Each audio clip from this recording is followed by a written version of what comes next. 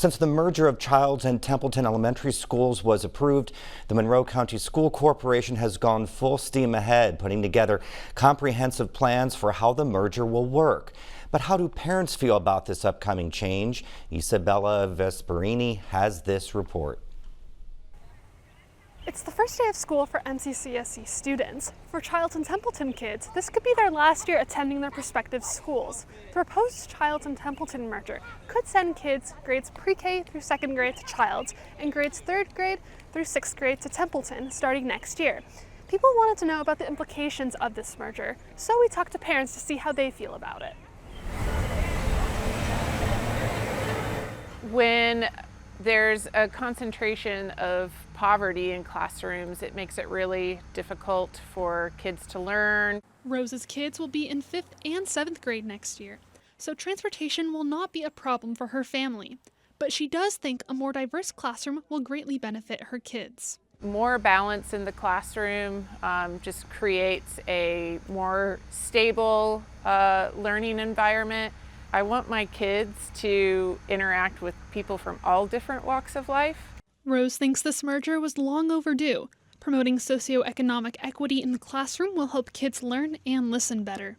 Rose believes even more redistricting is needed to make the elementary schools and high schools more socioeconomically balanced. I would like to see the district put a lot of energy, thought, intentionality into that process, knowing it's going to be hard, knowing it's going to be painful, knowing that people are going to not be happy about potential decisions, but we need to make hard decisions if we're saying we're about equity.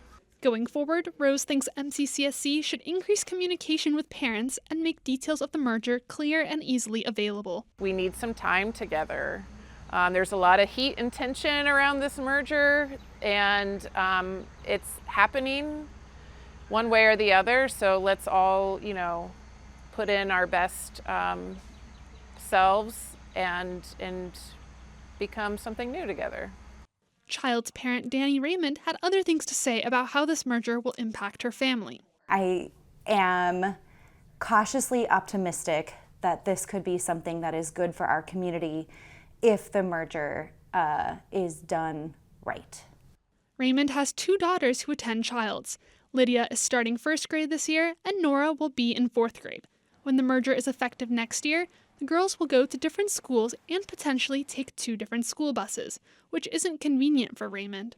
It means that they will potentially be coming home at 2 different times. They'll be in 2 different buildings.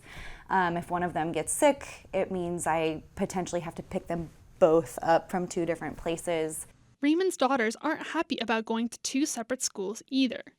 They're, again, not overly excited about being in 2 different places. My youngest is obsessed with my oldest, as little sisters tend to be.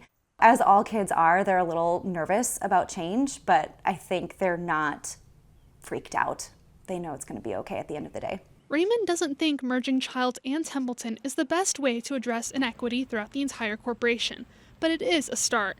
She thinks a district-wide redistricting would better reduce inequities. I don't love how that decision ended up being made. Ultimately, I feel like there were lots of missed opportunities for the community to be informed or have more information on how this could have worked towards equity. At the last school board meeting, Interim Superintendent Mark K. Winston announced that schools would be holding engagement meetings throughout the year with parents, teachers, and administrators to collect input.